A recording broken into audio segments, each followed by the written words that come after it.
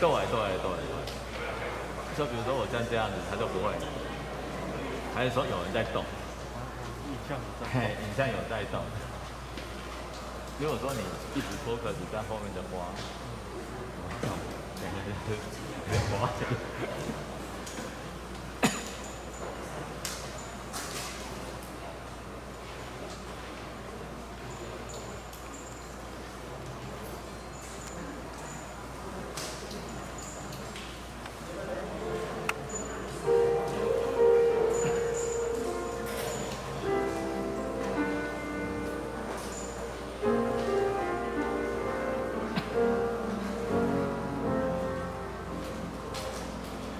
各位弟兄姐妹，大家平安。很高兴我们又再次聚集在圣殿当中。今天刚好是母亲节，愿天上的母亲母亲节快乐，愿上帝的慈爱、平安、喜乐降临在每个母亲的身上。那也在这里在网络收看我们直播的母亲们，祝他们。在今天，在无论什么时候，都能够有一个平安喜乐，让他们在生活当中天天充满主你的爱，主也常常用慈爱来守护每位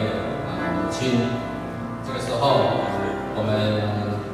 先安静我们的心，让我们。跟主耶稣有更好的连结，我们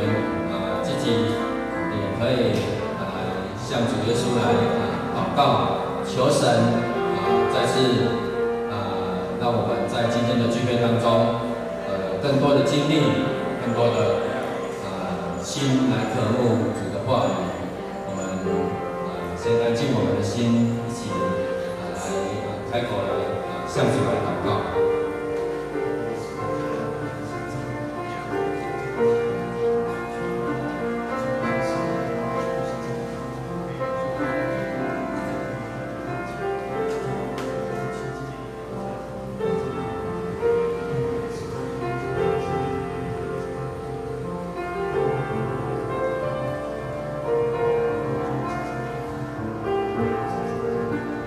主耶稣，我们等候你的声音，主啊，这个时候我们安静等候你，主啊，我们要有更多的渴慕的灵，求你来亲近我们。我们知道，世上的一切比不过你的同在，主啊，我们要在你的殿中，胜过在世上千日，主啊，求你。决定我们的祷告，我的主，我要等候你的声音。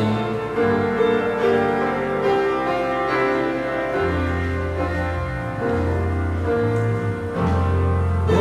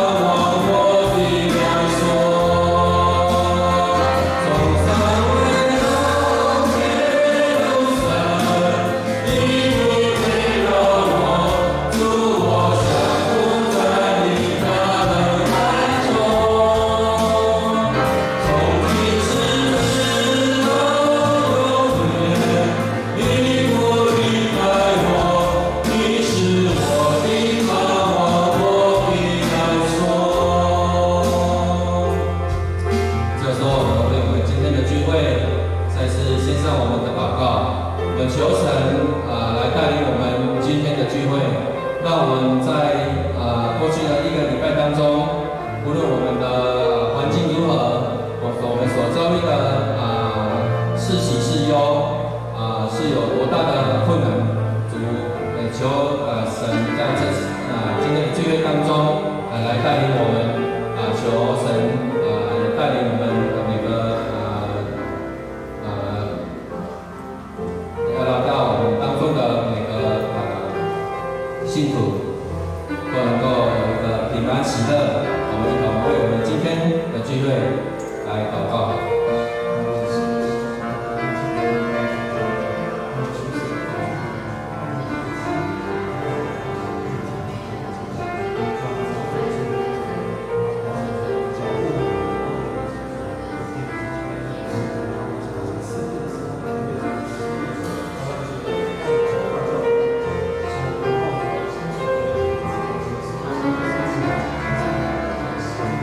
这时候，我们为我们今天的服事同工，我们一同来开口。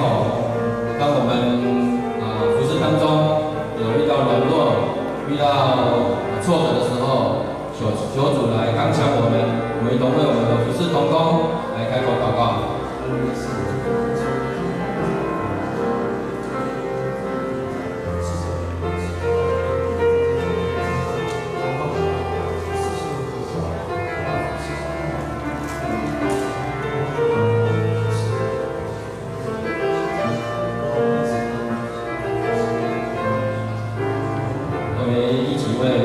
今天的讲道，求神开他的属灵的智慧，让他从主耶稣有更多的领受，让他在福音的领受当中有更多主的话语在他的心里面，让他在今天的讲道当中是充满能力，充满主的光照亮在我们每个人的心里面。我们一同为牧师来祷告。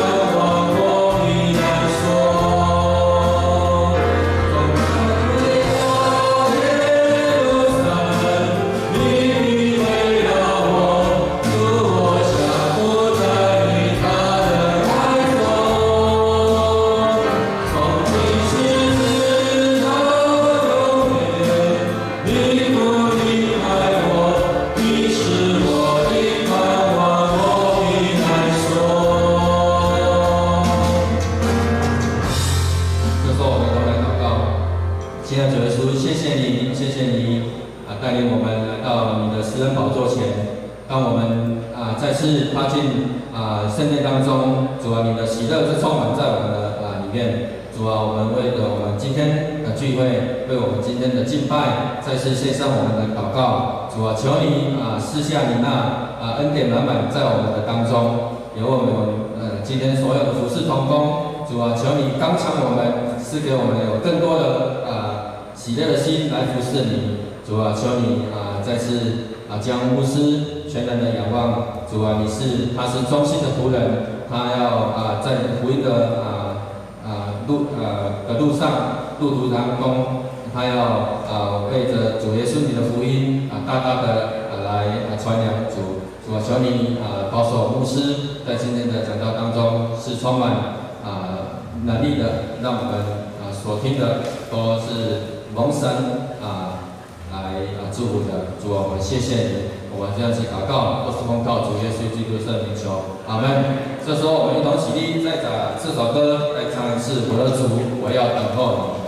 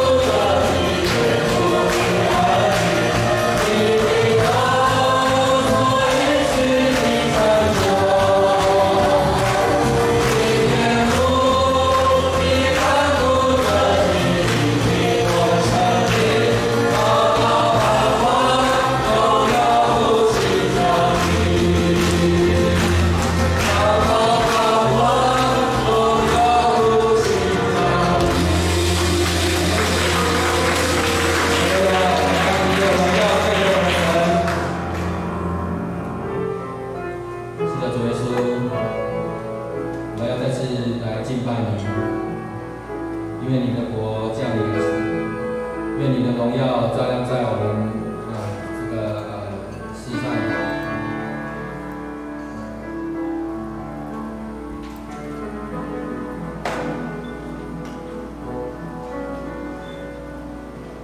神的国度从天降下来，神的光辉照亮在这里，荣耀尊贵围绕在宝座前，圣洁荣光遍满在全地。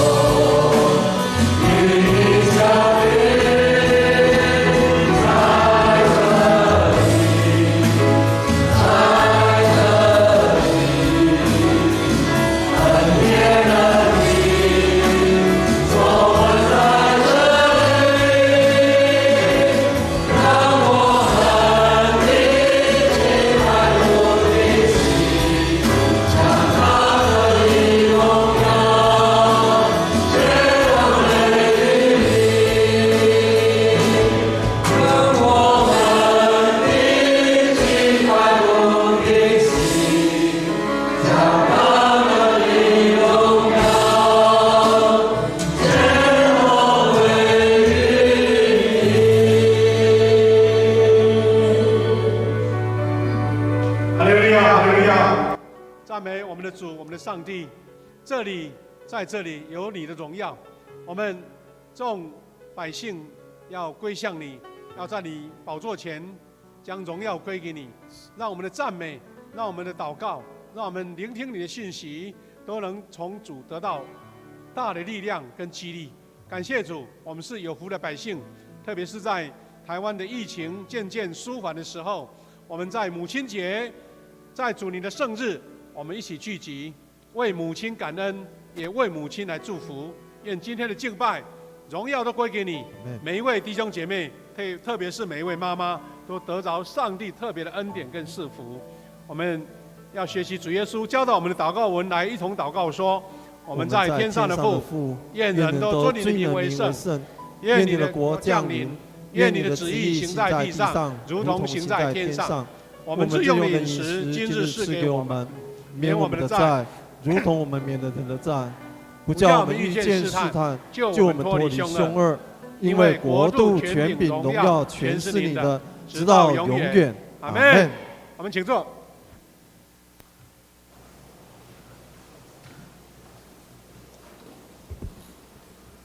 这时候，我们一起来恭受上帝的话，记载在创世纪第3章第16到20节。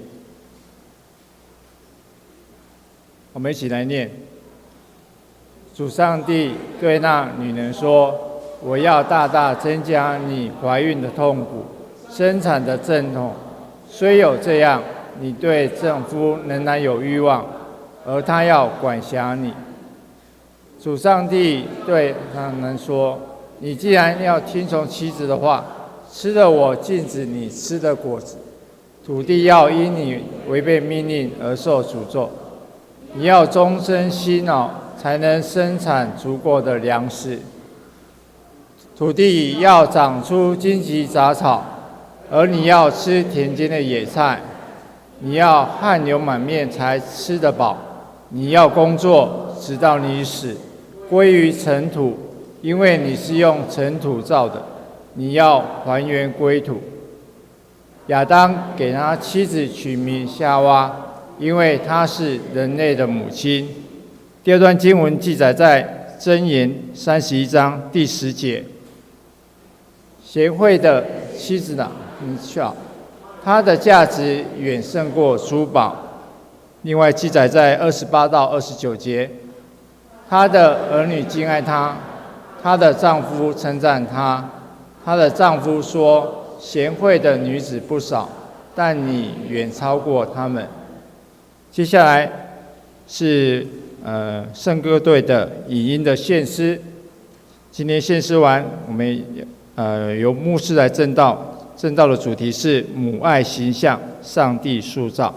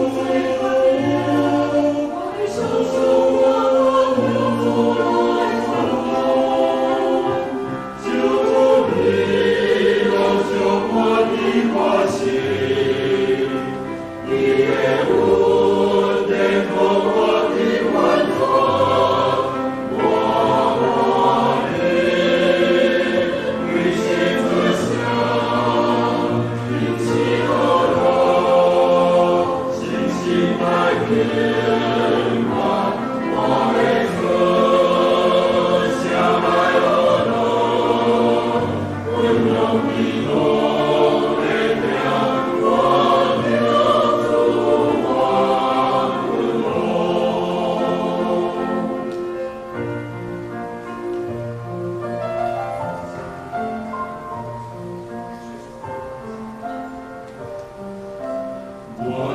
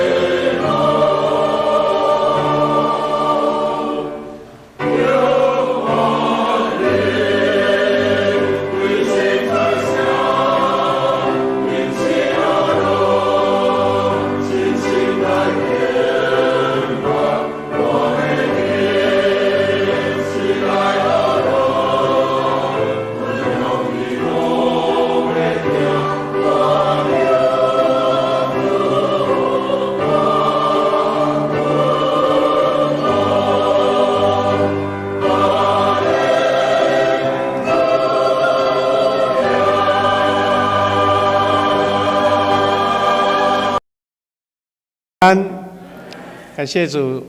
上帝在今天这个母亲节送我们的大礼物。什么大礼物呢？我们台湾呢已经27天没有本土病例，表示台湾相对已经社区都很安全。今天下午2点，如果这一个影像的直播说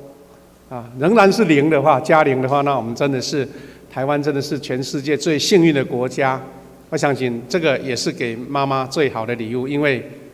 我们都脱离了这个疫情的威胁哈。那今天刚好在这2天已经慢慢在疏解的时候，我们在母亲节一起来主日来庆祝，也为妈妈来祝福，实在是心中非常的喜乐跟平安。感谢主，也更多的弟兄姐妹能够不受影响回到教会里面，在实体礼拜敬拜神。当然还有很多在影像中、在直播当中一起敬拜，愿神的恩典都跟我们同在。我们想说，先邀请各位弟兄姐妹，像隔壁的妈妈用拱手祝她母亲节快乐，可以吗？来，给妈妈祝母亲节快乐。好，各位祝母亲节快乐。我们现在做祷告，再一起分享主的话。慈悲的父神，感谢你，这是个温馨的5月份，我们为每位妈妈、母亲来献上感恩，也特别在台湾疫情舒缓的时候，我们能够心中喜乐平安渴望在主面前一起敬拜，一起学习你的话语，也一起分享你的祝福跟恩典。愿主的话在我们每个人心中得到激励，得到帮助。我们这样祷告，奉耶稣的名祈求，阿们。各位弟兄姐妹，今天母亲节目是要透过这2段经文跟大家分享一个从创世纪上帝创造的角度来理解母亲母爱的形象。这个母爱的形象为什么会在人类的社会历史当中成为一个最大的一个祝福跟经典那我们也希望透过这个圣经的话语更确认我们是属神创造的，我们怎么样回归神的恩典，我们才能更活出母爱的形象。等一下经文我们会再做复习我们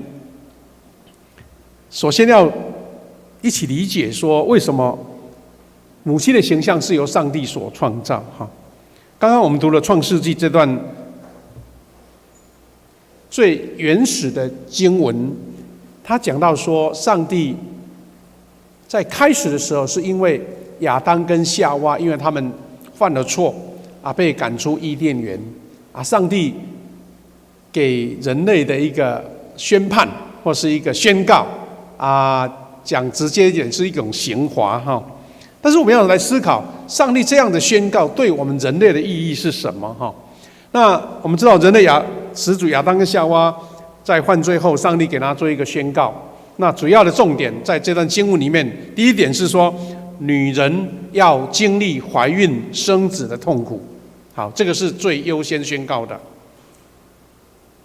好像是夏娃，因为她先叫那个亚当呢在吃那个果子嘛哈，好像他先做错的样子。不过宣告是女性有怀孕生子之痛苦。第二个才宣告说，男人要终生辛劳，才能生产足够的粮食。这个是对男性的一种宣告。那第三个宣告就是人类的一个归宿，就是人死后要归于尘土。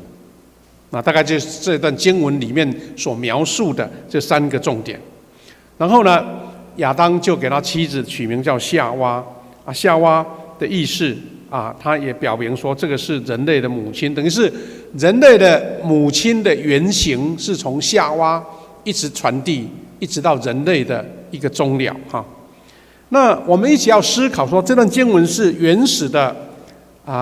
创世纪的描写，那到底对我们人的理解或是我们人的领受是什么哈？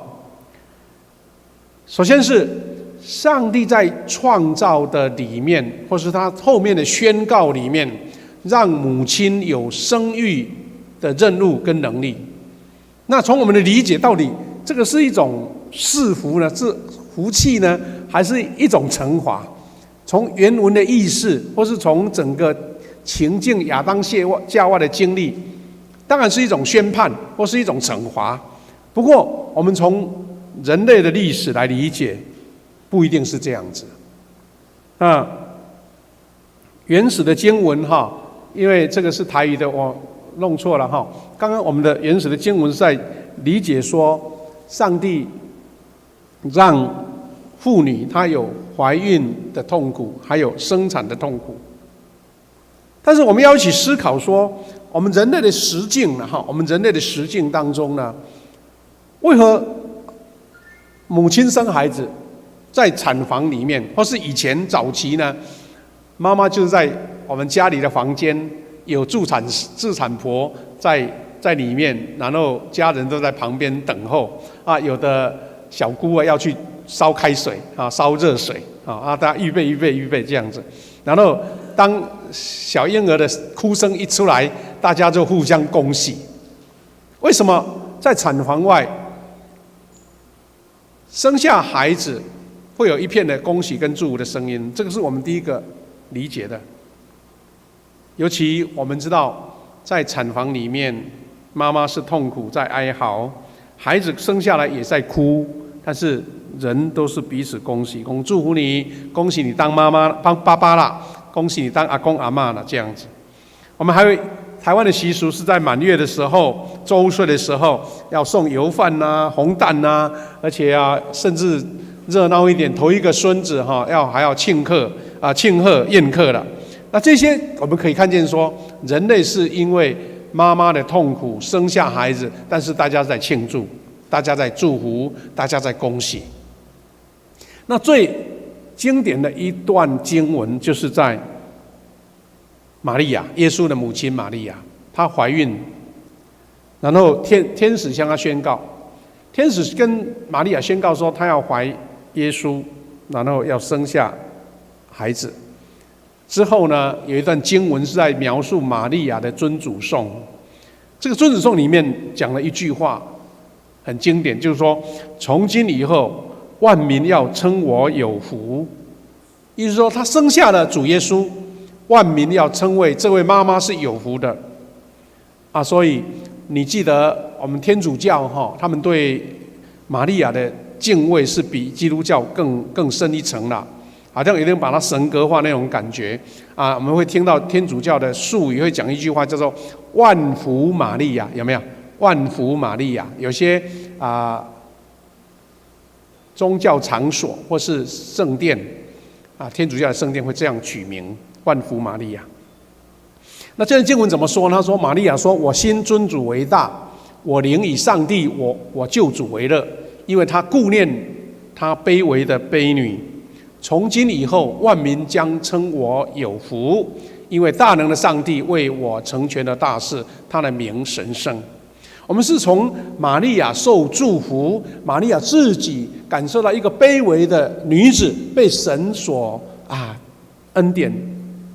让她生下主耶稣。她说：“万民称我有福。”我们从这个反溯回去，玛利亚怀孕之痛苦，生产之痛苦，竟然是一种祝福啊，一种恩典。所以我们也可以从原先上帝的宣告重新来思考，我们也可以从新约的角度来看，女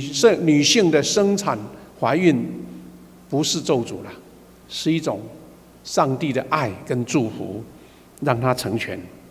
所以我们可以从这边理解说，女性生育儿女是一生中最神圣的任务。妈妈的伟大，什么事情我们都可以拿来说，但是最重要、最终极的神圣的任务，就是她生儿育女。我们也可以从医学的角度去描述说，妇女在生产的痛苦是所有生物中最惨烈、最痛苦。换句话说，她的痛苦指数了好像是最高的一部分。那这些都是我们在生活上看得见的事。所以呢，我们可以这样子说，要重新来诠释。女性生育并不是上帝的惩罚，而是上帝怜悯、爱跟祝福。因为我们知道，早期在伊甸乐园或是上帝创造原始，可能我们不了解上帝原先的安排，是不是人类就不用生产、不用生孩子，就是自动上帝像创造一样自动生这样子，人就是没有这个生育的这种过程。但是我们的始祖亚当夏娃就成为第一对父母了。人类的这个传承就是按照这个原型继续来进行。我们看到说，亚伯拉罕他子孙众多，圣经这样子说，他生下的孩子子孙像天上的星星，像地上的沙一样。那我们不会表达讲说，哎呀，亚伯拉罕你们家受苦了，受那么多苦，你们家族啦，这些女性都是受苦的、苦难的，没有啊？他说这个是最大的祝福啊！亚伯拉罕是蒙福的祖先呐。那可以，我们从这边慢慢去了解到，原来女性怀孕生产是上帝一个包装的祝福。所以，我们倒是要从人类的历史来讲，去厘清厘清妇女生产及形象在历史上曾经被矮化了、被轻视了。那我们可以认为说，从社会文化的角度，是男性的角度去看，因为男生不用怀孕生子啊，所以他不理解。所以早期包括在旧约圣经里面，都认为妇女怀胎啦、生产啦，甚至是不洁净的啦，不能进圣殿啦，不能怎么样，好像那件事情都是见不得人的事。其实这个都是错误偏差的观念。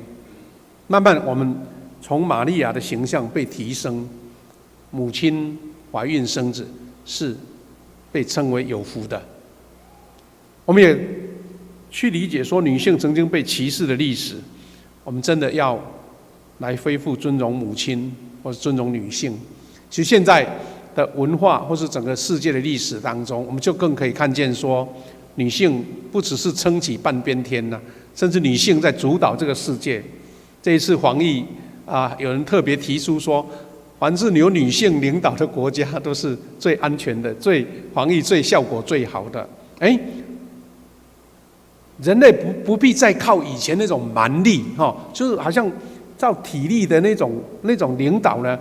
女性的细腻、女性的思维、女性的毅力，从妈妈的角度，从做母亲能够抵挡一切的挑战跟痛苦，哇！他们的潜力跟他们的毅力以及他们的发挥，让我们刮目相看。因为这个时候不再是靠以前在骑马打仗的，或是在海上那征战的，感谢主。所以，我们从上帝的创造的角度，从玛利亚怀孕生产被称为有福的角度，我们就可以慢慢去理解说，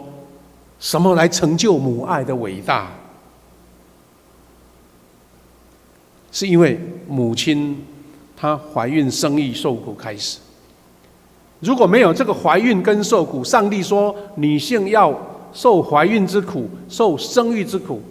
也就无法去彰显母爱的伟大。所以我们从这个创造的角度，从上帝一个宣告的角度来看，母亲的爱有这几样神圣的，让我们觉得不是人能做到的事情。第一个是上帝创造生命的参与者。我们都从圣经里知道说，上帝创造世界万物，创造各种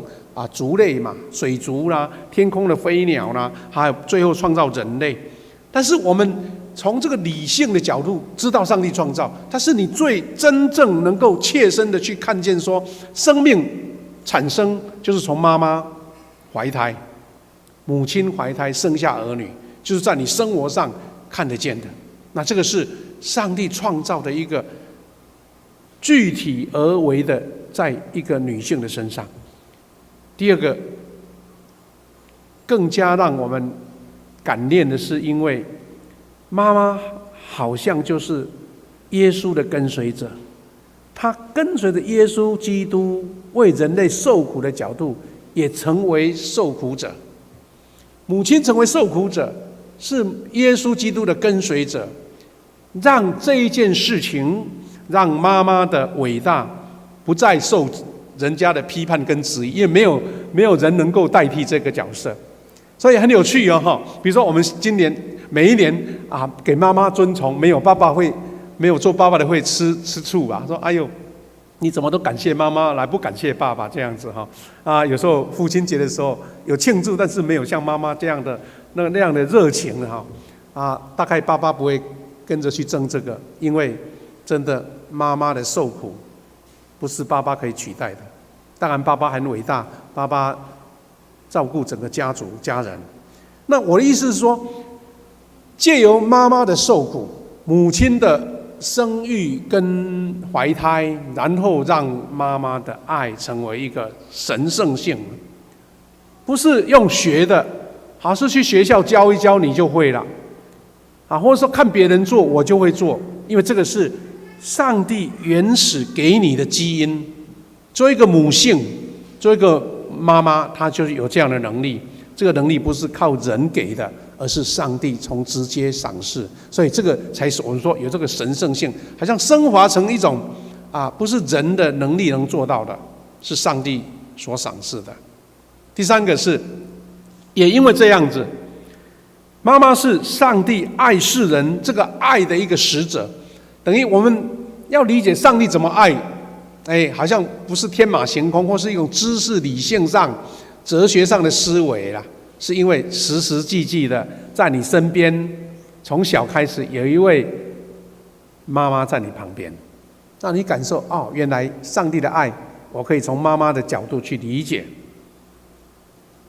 还有，是母亲是生命能量的激发者，什么意思呢？我们都知道人受激励。受很多的鼓励才能够突破各种困难。也许是你有一位好的老师，有爸爸有哥哥，但是我觉得最原始的能量都是从妈妈来。我们台湾的很多流行歌都会唱拢住的稳命，有没有到年轻不懂事，到外面飘撇做了很多不好的事，但是想到妈妈，他就是眼泪流下来。什么意思呢？就是说，人总是他的罪性会凸显出来，但是听到妈妈爱的呼声，或是妈妈眼泪，那整个再怎么强的人都会心中不舍，会流眼泪。那些在监狱里面曾经犯过很多罪的人，他无法抵挡妈妈的爱。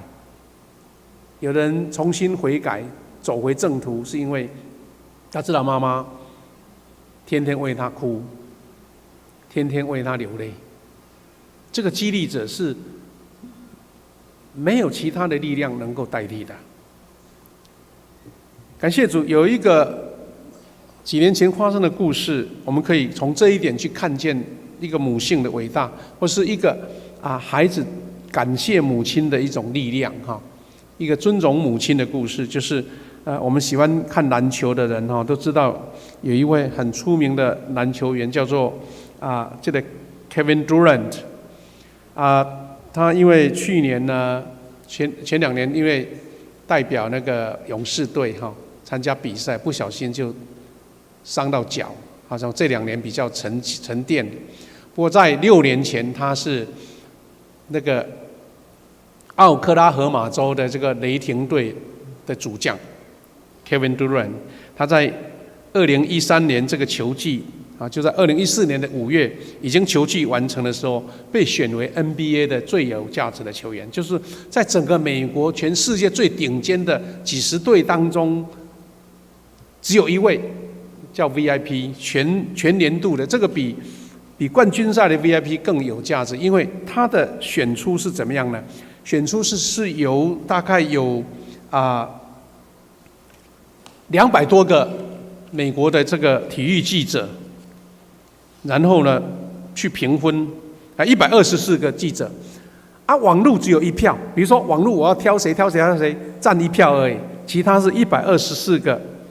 记者、体育记者跟主播来投票，是按照很科学的积分怎么样，然后统计出来。这位 Kevin Durant 在2014年这个球季，他得到 VIP 比当时最有名的这个 LeBron James 这个他还得到更多分哈。那当然这个是一个风光的时刻，但是在颁奖的现场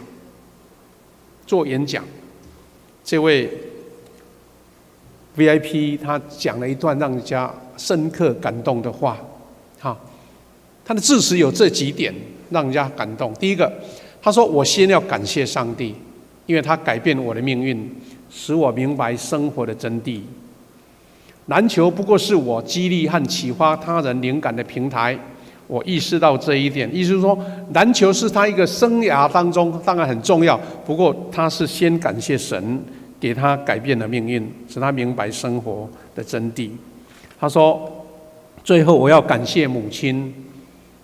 你不知道你对我多重要，你给了我们生活的信心，使我们免于流浪街头，给了我们温饱。”那这个故事呢，是因为这个 Kevin Durant 他在小时候，妈妈是一个单亲，为了照顾在华盛顿附近的郊区，为了生活，妈妈要兼的好几项的工作，让孩子能够得到温饱。然后后来这个 Durant 他在他的这个篮球的天赋上被发掘出来，很多伯乐来帮助他，所以他是一个虔诚的基督徒，他献上感谢，而且最重要在那个场合，他感谢了他的妈妈。所以他这样的感谢的时候流着眼泪，妈妈在台下也一直流着眼泪。他这样最后讲一句话说：“你自己却挨着饿进入睡眠，你为了我们牺牲，你才是真正的 VIP， 你才是真正的 VIP。” 他感谢母亲的教诲养育之恩，虽然生活很清苦，但是他感谢妈妈。所以最后讲了一句话最重要，他说：“你才是我最有价值的球员 VIP。” 本身是连续41场，每一场都得25分，就说每一场篮球那种最顶尖的比赛，一个球员能够维持41场都投篮都投超过25分，连 Michael Jordan 都输给他了，他超越了 Michael Jordan。所以这样的感恩是因为他的篮球成就是没有什么可以质疑的，而是他在这个场合里面他在这个场合里面，他的人格、他的人生哲学、他的谦卑、他的感恩、他的真诚、他对母亲的爱，跟感激之情，让这个演讲成为经典。他不只是得到这样的成就了，他在他自己的球队，或是他在这个城市里面，都被人家认为是他是最 nice 的一个球员，最受喜欢的一个球员哈。那我们可以从这个话里面看到啊，这样的故事在对母亲的尊荣，让人家感动。这个是这个 Kevin Durant 哈，这是他的妈妈，一种感恩哈。感谢主，我们看到这样的一个感恩的故事，也期待我们从这边看见，做一个子女的，怎么样去理解这个神圣的母爱，从妈妈的创造的角度，现在从我们一个当子女的角度，或是成为先生的角度，我们怎样去孝敬我们的父母亲呢？这是圣经里面明明记载的，要孝敬父母哈。好，那我们看到说这一个以弗所书6章1到2节说，上帝要赐福孝敬父母的人。他很清楚讲了这几点。6章1到2节说，我们要听从父母，因为这个是基督徒的本分。换句话说，一个基督徒他基本的作为就是要孝敬父母，要爱父母啊，这个是没有什么其他疑虑的。第二个是要孝敬父母，它是变成一种祝福，因为你孝敬了父母，就等于是从上帝的创造的妈妈的一种神圣性当中，你去接纳，你去尊荣，所以就会事事亨通哈。第三个是要孝敬父母，在世上会享长寿，这是第一条带着应许的诫命啊，很多的应许，但是这个要求你这么做，还加上应许，就只有第一条是这样子。这原来经文是这样想说，做儿女的，你们要听从父母，这是基督徒的本分。要孝敬父母，你就事事享亨通，在世上享长寿，这是第一条带着应许的诫命。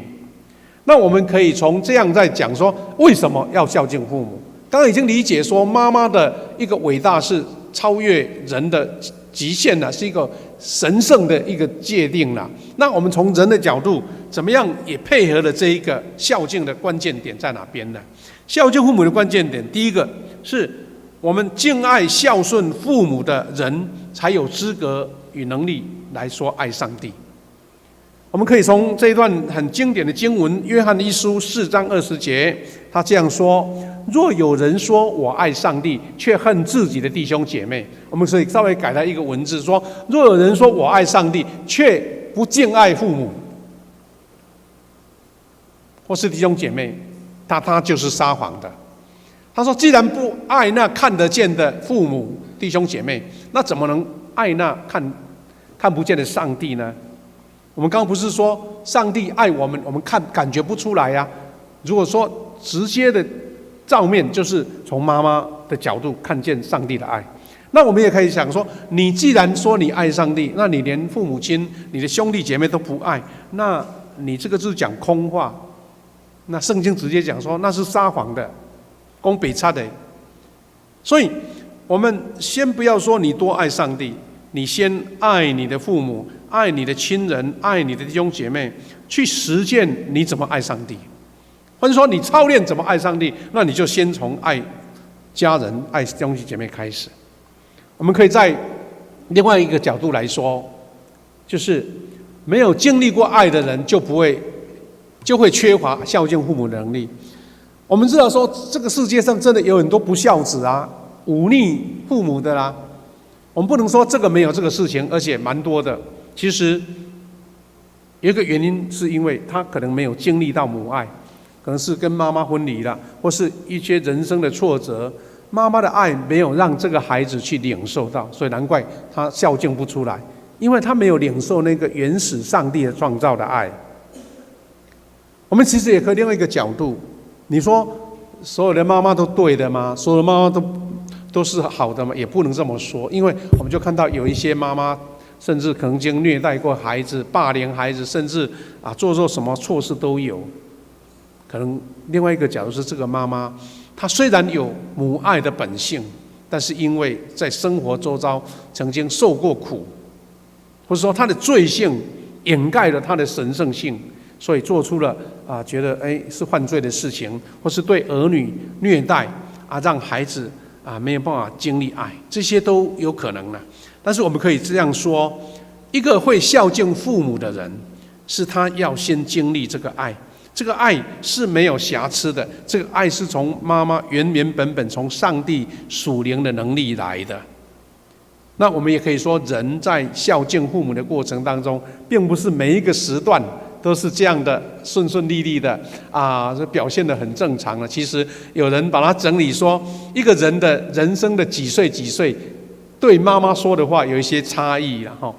然后不同年纪对妈妈说的话，他说在3岁的时候，在还会开始讲话的时候，他会讲妈妈我爱你，哇，讲得很甜呐哈。到10岁的时候就有点不耐烦了，说妈随便啦，好随便啦哈。到16岁的时候哈，就会跟同学、跟学生、跟他朋友抱怨说，我妈真的很烦呢嘿，每一次这个什么事情回去都念了一大堆这样子。到18岁的时候，慢慢自己有独立行动的自由的时候，想我要离开这个家。你知道，在国外很多国家，像德国啦，像在美国，他们16岁就可以开始学开车了。18岁他如果留在家里面，会被人家觉得说他是妈宝那个要独立出来。但是那个心态上想要离开家，大概是年轻人一种冲动或是觉得妈妈管得太多了。但是到成年以后，25岁的时候不一样，他会讲说：“妈，你当时说的是对的，我当时应该听你的话。”30岁就开始会想念了，他说：“我想要回去我妈妈家。”50岁，妈妈已经很年老了，或者说妈妈已经生病了，他会想说：“我不想失去我妈。”70岁的时候，很少妈妈还在的，当然也有100岁的妈妈了。不过有时候这个时候妈妈已经离开了，他会讲一句话说：“只要我妈在，我愿意为了我妈来放弃一切。”人总是在经历一种对立或是偏离，然后又回到妈妈的爱里面，越老越年长，对妈妈的感恩就越多。各位弟兄姐妹，在这一个母亲节的时候，我们从箴言31章10到10节28、29去看到在圣经里面尊荣一位女性，一位妈妈，她的一个祝福是：贤惠的妻子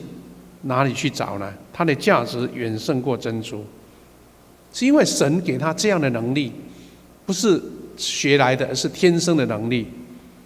她的儿女敬爱她，她的丈夫称赞她。她的丈夫说：“贤惠的女子不少，但你远远超过他们。”感谢主，神在女性身上做的宣告，不是审判，不是惩罚，而是让我们人类的有限看见上帝的无限当中，从妈妈这个视角去看见神的恩典跟祝福。这前几天看到有弟兄姐妹传的那个照片，很有意思。他在讲说，一个伟大的妈妈的形象，或是一个不向命运低头的妈妈，或是在艰苦当中仍然坚持她妈妈的角色的照片，看起来非常震撼。也说，在比较落后的国家社会，妈妈的受苦更大。这个母亲的形象是这样子这位非洲的妈妈，一方面拿着枪，可能在内战了后面背着孩子。这是一位妈妈背着孩子，整个大脸盆里面装了好多的衣服。这位妈妈真的是五项全能会骑车，还会顶着，这个是妈妈的形象。这位妈妈辛苦劳动，后面还背着孩子。这个妈妈走远路，带着孩子，头上顶着1大包、2大包的一个货物。这位年老的妈妈背着2大袋的菇叶、菇树，然后要回家当柴火。这位妈妈好像在紧急当中背着孩子，抱着孩子，背着很大的一包的东西，在生活上受苦。所以妈妈带着孩子，一方面喂孩子，一方面牵着骡子，在他生活的所需的用品。那这些照片看起来就是最真实的，因为就在生活中呈现。因为柔弱的妈妈竟然有这样的能力去面对大自然的挑战，面对很多的劳苦，甚至重量。我现在还都很深刻的印象，我小孩的时候，我的故乡没有自来水，然后我就看到妈妈怎么能力那么厉害，她竟然能够在很远很远的地方挑了2担水，然后从最远的水井当中挑回家，让这些小孩子有水可以喝，有水可以洗手洗脚。那个水桶是我现在算起来至少要好几10公斤，他就挑着好几次。那种能力几乎不是一个弱女子能做的事，但是因为爱，她能够完成。这要祝福每一位妈妈，母亲节快乐。有2个小小的那个照片，看起来很有感觉，像说你只有一个妈妈。世界上最不能等的事是孝顺。这个照片这样写说：你只有一个妈妈，如果你爱她、借她，请多孝顺陪伴她。他说：世界上最不能等的事，很多事情我们可以重来，很多事情我们可以补救，但是妈妈在的时候，请珍惜。虽然现在很多人都要外出，但是一通电话、一个影像一句嘘寒问暖，就会让妈妈那些劳苦都完全失去了。你的一举一动，就让妈妈心中感到欣慰，因为这个神圣性也代表了主耶稣的爱在他的身上。我们要一起唱一首短歌来回应神的恩典哈。那一边我们在唱的时候，回应上帝的恩典，也要为这件事情的祷告。你恩典不离开。我们请同工敬拜团一起来带领来领唱。耶稣，我赞美你。你拯救我脱离一切暗，我呼求你的时候，你是我心中力量，再次强起来。耶稣，耶稣，耶稣。耶稣，狂风暴雨巨浪中，你的恩典不离开，你是我盼望，我唯一的最爱。耶稣，耶稣，耶稣，耶稣，耶稣。耶稣，狂风暴雨巨浪中，你的恩典不离开，我盼望，我唯一的最爱。感谢主，在这一段代祷当中、祷当中，第一个，我们为每一位妈妈献上感恩，特别是你自己的母亲，虽然可能有的妈妈已经不在身边，但是神的通过妈妈的恩典跟祝福是永远存在的，无论在身边或是还是襁褓中的小孩。我们求神让母爱的力量成为世界维持人类和平、平安、喜乐的一个源头。求神祝福每一位妈妈身体健康、平安、喜乐。我们也为疫情能够慢慢恢复正常，我们台湾能够成为一个最安全的国度，大家在这边生活，无论是市农工商都能够恢复正常。很多人因为工作受影响，或是行动受影响的，都能够慢慢解封，大家能够平安度日。也为世界还很多在疫情严重的当中，求神怜悯，让一切能够慢慢恢复正常。最后，我们为我们的家人祷告，求神赐福恩典在我们家人当中。尤其有些孩子外出在国外的，求神保守他们平安喜乐，也求主保守我们教会这样的聚会，无论是周间聚会、礼拜、祷告会各样的团队的侍奉，能够慢慢恢复起来，让我们恢复那一种教会热络一种恩典满满的形象。感谢主，也为你自己祷告，你的工作、你的生活家中有病痛的弟兄姐妹，求主医治。我们一起开口为这件事情祷告。慈悲的父神，感谢你满满的恩典，你的祝福能力在我们当中，请你平安喜乐在我们当中，你的祝福也在我们当中。主，我们感谢你，让我们看见神在我们当中所喜乐跟平安，让我们得到祝福跟能力。主啊，帮助我们。主啊，我们为每位母亲来献上感恩，求你保守他们生命身体健康、喜乐、平安，有子女的孝顺。主啊，求你也保守我们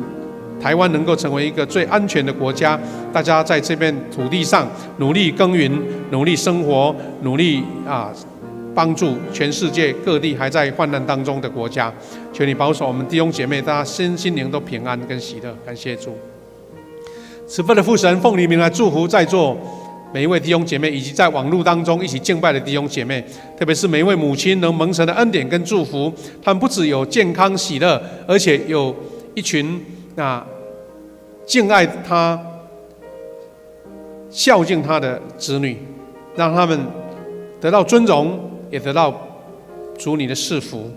求主保守我们教会、我们的国家，能够在平安当中慢慢能够恢复正常的工作、生活以及聚会。也求主保守在全世界还有很多受苦的国家，求你保守他们能够尽快脱离这样的挑战跟痛苦。主啊，求你也赐福在座每一位弟兄姐妹，大家在生活、工作经济以及健康都蒙神特别的保护。特别在母亲节的时候，每一位妈妈都得到神更多的祝福跟恩典。奉主名来祷告，阿们。那时间交给我们诗会。这时候我们一起来奉献。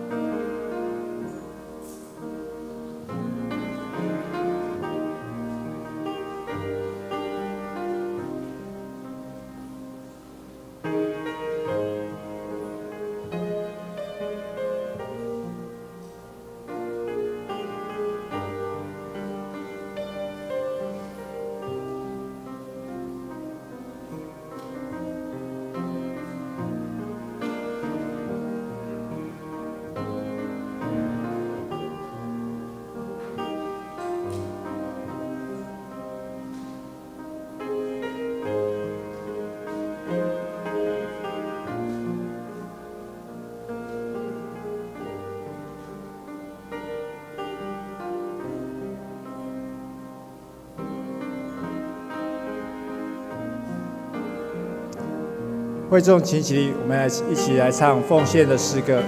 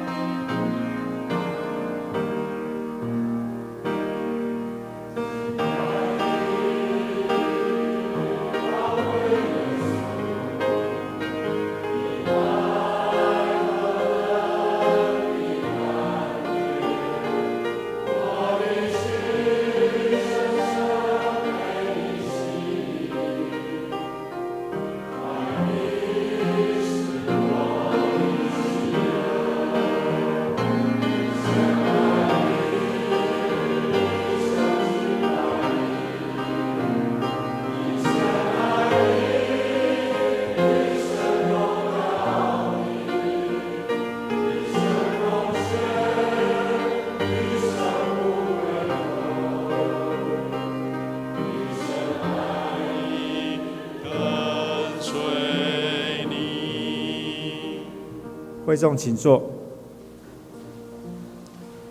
各位弟兄姐妹，今天是母亲节，那因为我们这几个月都没有这个爱心午餐呐、所以今年我们不送餐券，我们要送一束漂亮的康乃馨给每一位在场的妈妈。那为了表示一种教会的一个祝福，我们今天要请一位妈妈代表，牧师要代表送花给她，就我们的怀孕姐妹在哪边？怀孕姐妹，来，怀孕姐妹到前面来，好不好？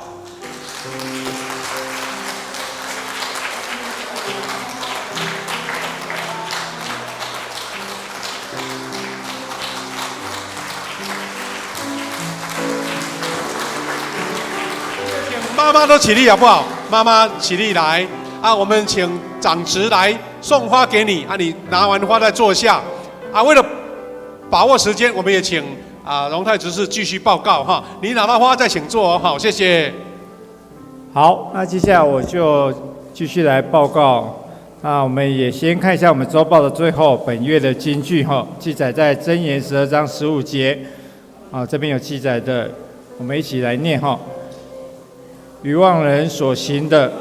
在自己的眼中看为正直，为智慧的人听别人的劝教。箴言12章第15节。好，那我们看到周报的第2页，我们下周服事的同工，大家再看一下这个服事的这个表格，还有我们上这个礼拜的出席跟奉献的。那如果奉献的金额有一些出入了，麻烦也跟我们教会的财务组这边来做一些更正。肢体交通的部分在第3页，我们看一下今天是我们母亲节的感恩礼拜这边也恭祝我们所有的辛苦的妈妈健康平安喜乐第2点本会定于5月31号举办我们圣灵降临节的圣餐跟洗礼的仪式所以如果有要洗礼的我们的弟兄姐妹，可以在我们的办公室那边来做一个登记。那第3点新冠肺炎疫情的部分，待会牧师会做一个补充的报告。第4点，财务组因为我们最近聚会有些会友是在家里，所以我们也是鼓励大家用汇款，不论是网络银行或是汇款的方式，可以来做奉献那一起为了我们教会的所有的事工继续来努力。好，第4页我们来报告第5点教育训练的相关的讯息。那我们第2期的门徒的学校，我们训练周3晚上跟周6上午，我们也开始恢复正常的这样的一个训练，也欢迎我们所有的弟兄姐妹可以踊跃的报名这个门徒学校的训练。另外还有包含我们在5月30礼拜6跟6月6号有邀请约书亚的乐团的陈周邦老师，针对我们歌唱的技巧还有敬拜的主领的训练这个部分，那也邀请我们的圣歌队、敬拜团或是平常有在带祷告会主领的这些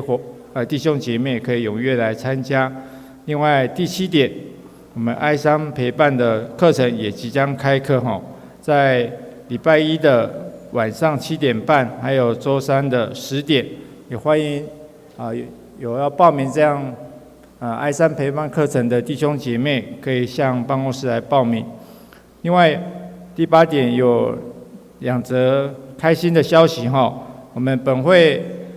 魏鹏长老跟美娟老师的大公子洪恩定于6月20号礼拜6下午2点半，在我们教会举办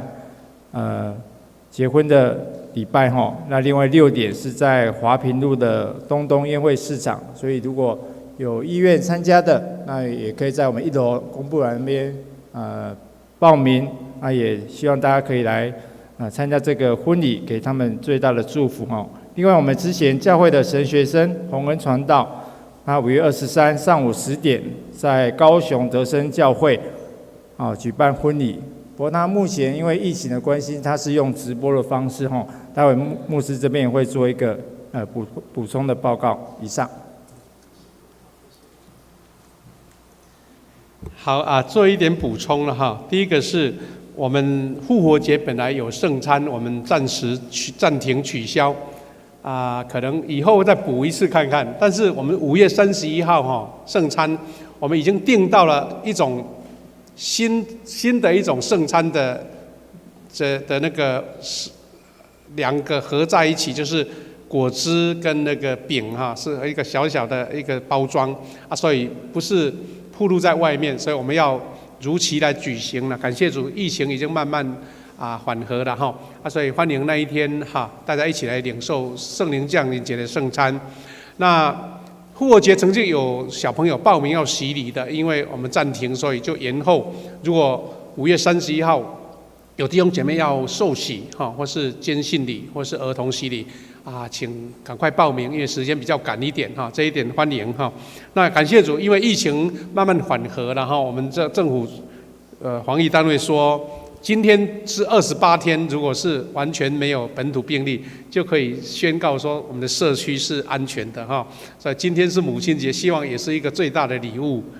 送给妈妈哈所以今天2点看看我们的疫情单位是不是有一个好消息给我们报告。那同时我们教会其实在这2个礼拜慢慢有一些小组的聚会已经慢慢的恢复了啦哈我们现在有2个重点，可能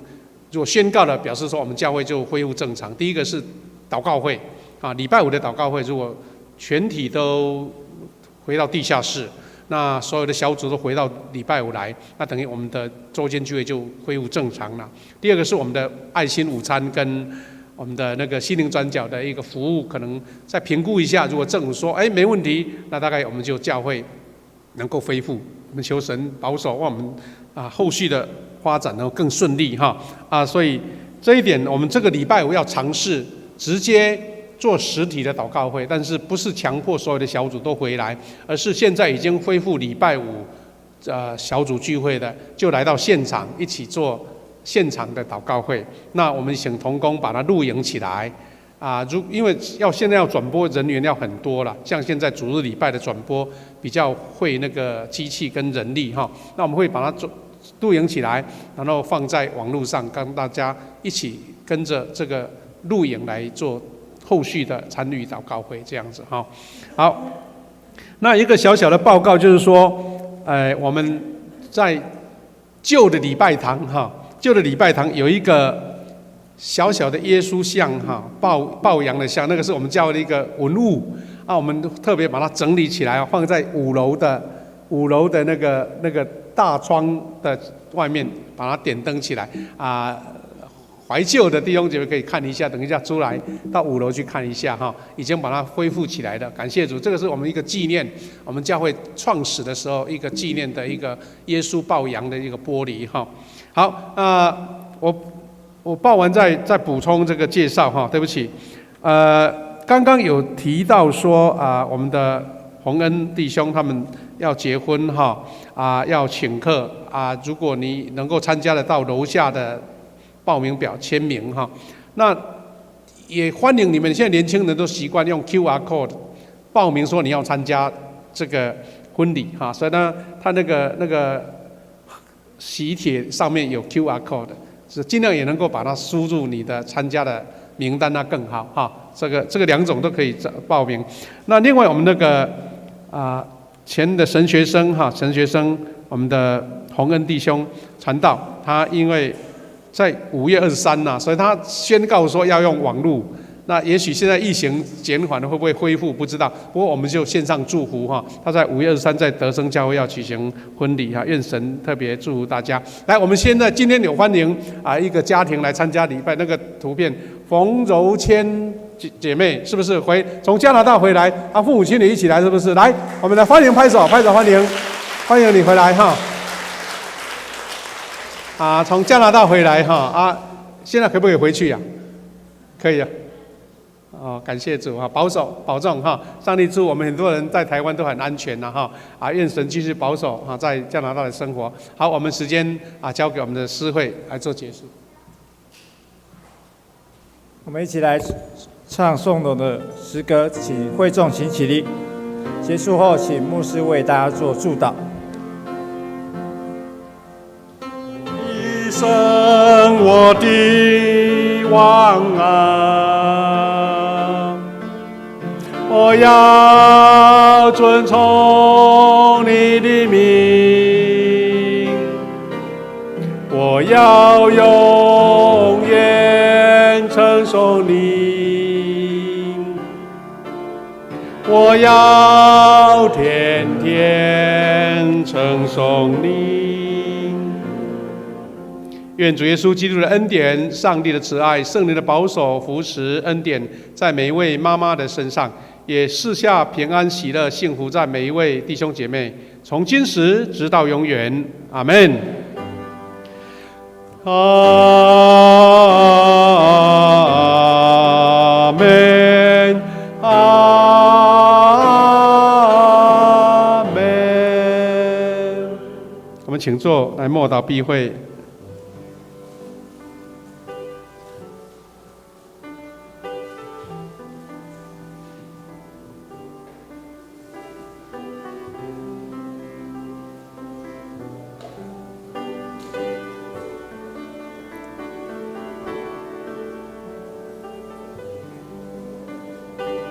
好，我们所有弟兄姐妹也彼此在互相的请安，我们拱手请安，也祝福我们今天所有在场的妈妈母亲节快乐。